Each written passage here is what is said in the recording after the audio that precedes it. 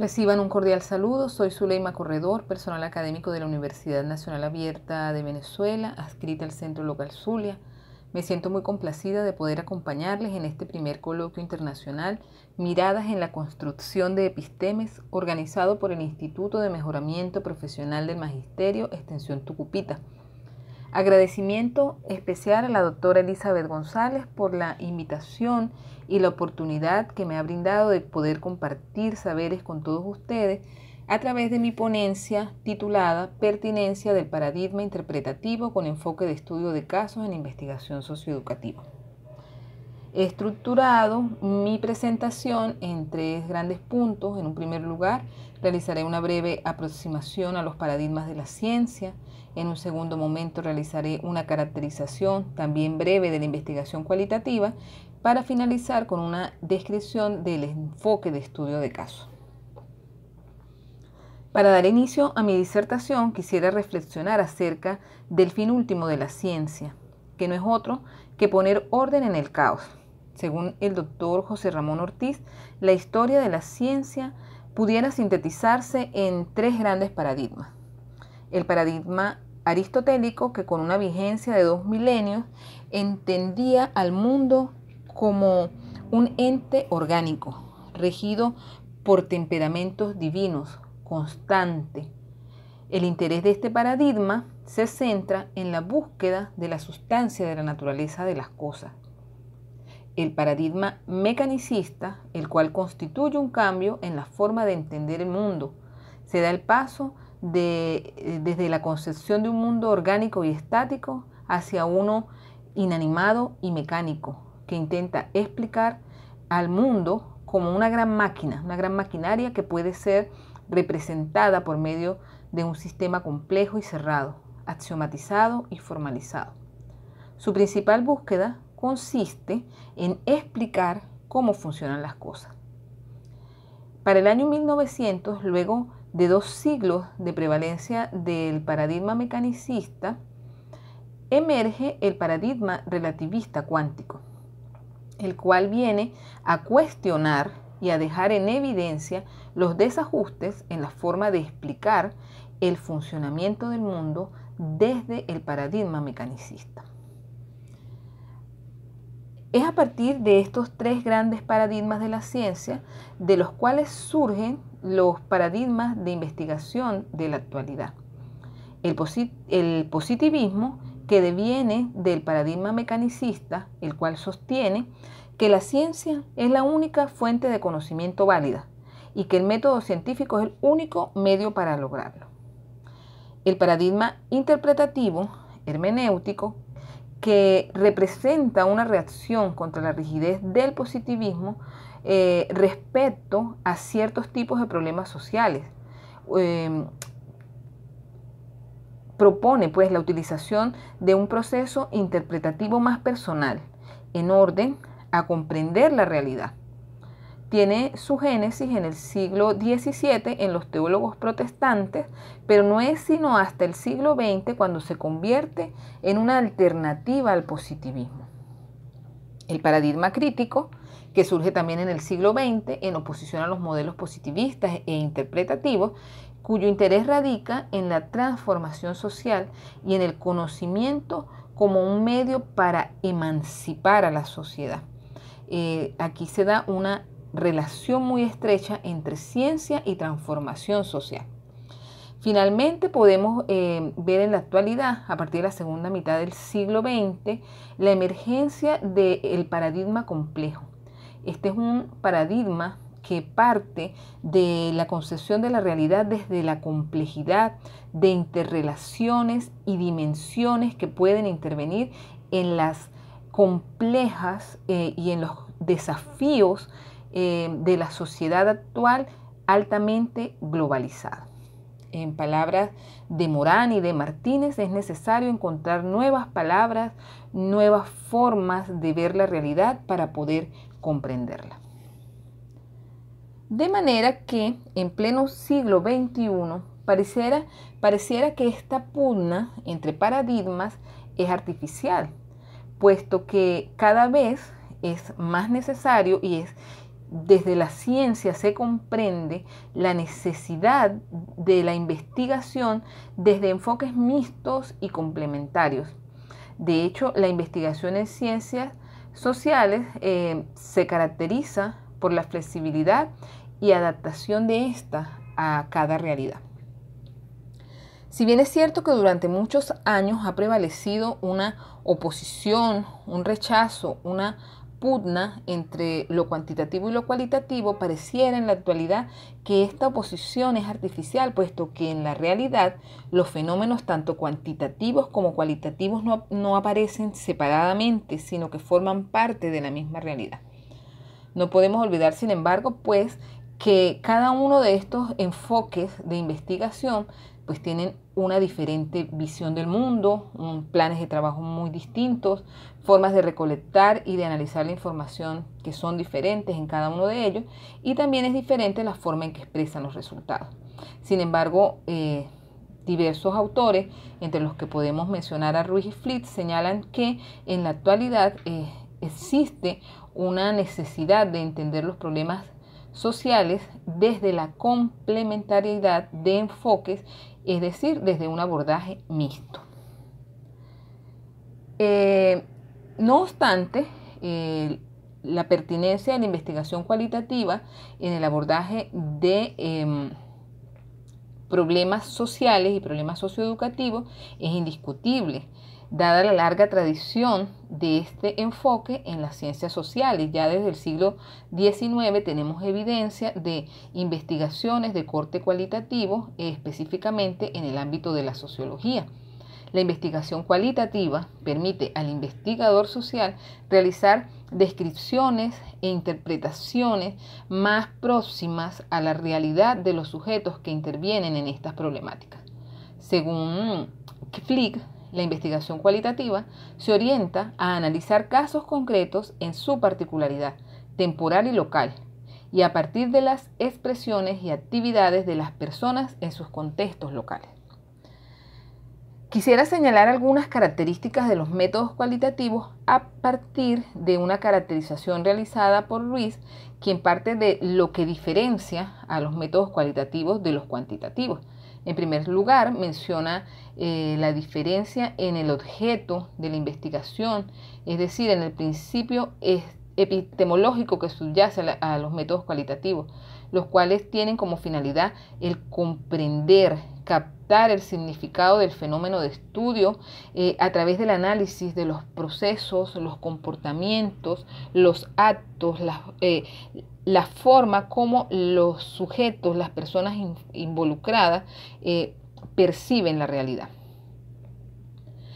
Hay diferencias también en el tipo de lenguaje. En investigación cualitativa se suelen utilizar descripciones espesas de la realidad, utilizarse conceptos y metáforas más que números y fórmulas estadísticas. En relación con los métodos y técnicas de recolección de la información, hay una predilección por técnicas como la observación, las entrevistas en profundidad, el análisis de documentos, más que la aplicación de instrumentos masivos. Se parte o se utiliza un método inductivo para intentar reconstruir el mundo, para llegar a los significados que tienen las personas acerca de estos fenómenos, más que partir de hipótesis o de categorías a priorísticas. En relación con la orientación, es holística y es contextual, es decir, le interesa no separar las diversas dimensiones o aspectos variables que pudieran intervenir en un fenómeno de estudio, sino que al contrario prefiere hacer un análisis de esa realidad a partir de una visión holística de su integralidad y en los contextos donde éstas se desarrollan. Ahora bien, ¿qué es el estudio de casos cualitativos? Lo primero que debo señalar es que no necesariamente el estudio de casos es siempre cualitativo, también existen estudios de casos cuantitativos. Sin embargo, me voy a referir específicamente al estudio de casos con enfoque de investigación cualitativa. Es un proceso de investigación social, el cual tiene como finalidad comprender, entender el fenómeno de estudio mediante el análisis y la interpretación de lo que piensan, lo que sienten, lo que hacen y lo que dicen las personas involucradas en el problema, con la finalidad de conocer el caso en profundidad para poder comunicarlo. ¿Comunicarlo a quién?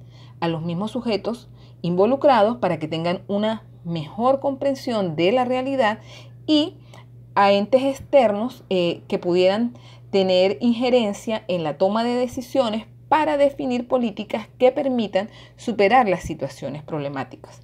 Stey y Simons señalan que el estudio de casos es muy utilizado para la evaluación de políticas, evaluación de programas y para la evaluación de problemáticas de tipo social.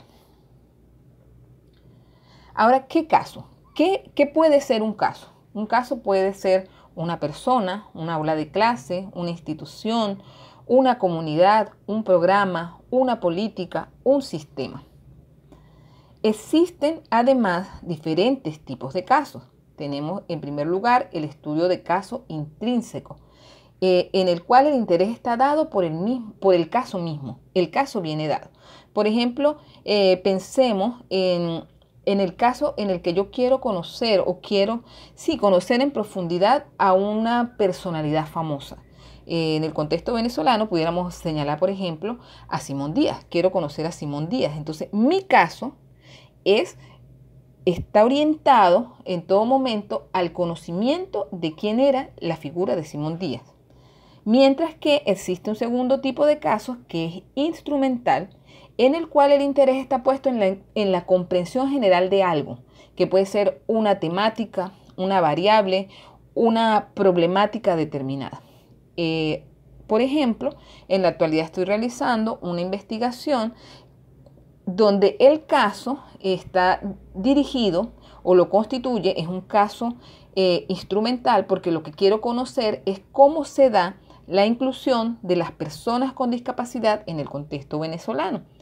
Para este caso, Stey propone que cuando hablemos de casos instrumentales, llamemos caso con mayúsculas a ese tema de interés, que sería a lo que me quiero aproximar, lo que quiero conocer, y caso con minúscula a los sujetos, mis informantes claves que me van a ayudar a lograr ese conocimiento del caso con mayúscula. Tenemos además la posibilidad de abordar ya sea el estudio de casos intrínseco o el instrumental a partir de estudio de casos únicos o de estudios de casos múltiples. En el caso de estudio de casos múltiples, pues el interés que tengo por el conocimiento lo voy a obtener a partir de varios casos típicos que me pueden aportar mayor información para lograr ese conocimiento. En relación con el método, en esta lámina pueden observar que según Stey y Simon, la investigación con estudio de casos podemos considerar que tiene 4 fases fundamentales. Sin embargo, quiero aclarar que estas fases no son lineales, es decir, no empezamos con la primera y terminamos con la última. En investigación cualitativa y sobre todo en investigación con estudio de casos, la investigación no suele ser lineal, sino que suele ser más bien como bucles o cíclicas, de manera que permite al investigador ir y venir sobre los datos dependiendo de las necesidades de la investigación. En un primer lugar, pudiéramos señalar la codificación abierta como una de las primeras fases del proceso de investigación con estudio de casos, que consiste en analizar, en separar, en asignar códigos a la información que ha sido recolectada a través de la observación, de las entrevistas o del análisis documental. Una vez que se ha recopilado la información y que se ha transcrito, pudiera utilizarse para su análisis, por ejemplo, el software científico Atlas-T. Allí, una vez que tengo la información transcrita, el primer paso que debe realizar el investigador es realizar ese análisis. Es decir, ir sacando, ir separando aquellas palabras, aquellas ideas que son claves y que son como códigos que permiten ir comprendiendo un poco el caso en estudio. En un segundo momento tenemos la suma categórica o la interpretación directa, que consiste en que una vez que ya he separado en la primera fase los códigos, ahora debo agruparlos de nuevo, debo sintetizarlos, pero dándoles sentido. Es decir, vamos a suponer que en la codificación abierta yo conseguí varios códigos que aludían, por ejemplo, a la importancia de comunicarse, que las personas puedan comunicarse tanto oralmente como por escrito, que las personas sean capaces de utilizar las tecnologías para interactuar. Este tipo de cosas serían códigos separados que en el momento de la suma categórica yo pudiera unir por la similitud que hay entre ellos y de esta manera estaría emergiendo ya una categoría que es emergente y que debo yo denominar. Por ejemplo, pudiera decir, allí pudiera emerger como una categoría como procesos comunicacionales, pudiera yo denominarla, y debe además definirse a partir no de lo que yo creo que son los procesos comunicacionales, sino de lo que en los datos las personas creen que son los procesos comunicacionales. En un tercer momento, Stay nos habla de la importancia de la correspondencia de modelos. ¿Qué quiere decir esto? Que en este proceso de codificación y de suma categórica, el investigador debe estar atento a que en esos códigos y en esas categorías que emergen exista solidez, exista consistencia, es decir, y esto se hace a través de la comparación constante, es decir, son más sólidos aquellos acertos. Los acertos son como estos primeros hallazgos, estas primeras categorías que voy encontrando, tienen solidez en la medida que se repiten en los diferentes actores o en los diferentes informantes de los cuales hemos obtenido la información. De eso se trata la correspondencia de modelos y la comparación constante. Tienen más fuerza aquellas palabras, aquellos códigos, aquellas categorías que más se repiten. Finalmente tenemos las generalizaciones naturalistas, que no son otra cosa que las conclusiones a las que llega el investigador, que en investigación cualitativa pudiéramos denominar como teorización. Estas conclusiones a las que el investigador llega, pues, se llaman naturalistas para diferenciarlas de las generalizaciones proposicionales de la investigación cuantitativa. Este tipo de teorización o de generalizaciones a las que llega el investigador se basan precisamente en la interpretación. En estudio de casos, la interpretación es fundamental. En la interpretación que hace el investigador en todo el proceso anterior de análisis, categorización y correspondencia de modelos. Ahora bien, ¿cómo validamos los hallazgos? Es muy importante en el estudio de casos utilizar la estrategia de la triangulación. En investigación cualitativa, la triangulación es fundamental, ya que tiene como finalidad aumentar el crédito de los hallazgos. Según Fleet, existen por lo menos cuatro tipos de triangulación, perdón. Es importante destacar que pudiera parecer que la triangulación es una acción que se realiza al final del proceso de investigación. No es así. La triangulación, el investigador debe seleccionar un método o una estrategia de triangulación desde el inicio del proceso de investigación, que es lo que le va a dar validez a los hallazgos y a todo ese proceso interpretativo que va a realizar. Tenemos así la triangulación de fuentes de datos, que consiste en no seleccionar una sola fuente de datos. Por ejemplo, en la investigación que estoy realizando sobre la inclusión de personas con discapacidad, no he seleccionado solamente a personas con discapacidad, he seleccionado también familiares de personas con discapacidad y especialistas que trabajan con personas con discapacidad para tener como tres perspectivas diferentes de la problemática. Eso aumenta la credibilidad de los hallazgos. En segundo lugar, la triangulación del investigador, que consiste en que no sea un solo investigador el que realice las observaciones o que realice las entrevistas, sino que sean varios investigadores con la finalidad de disminuir la subjetividad del investigador o los sesgos que pudieran generarse por la subjetividad de ese investigador.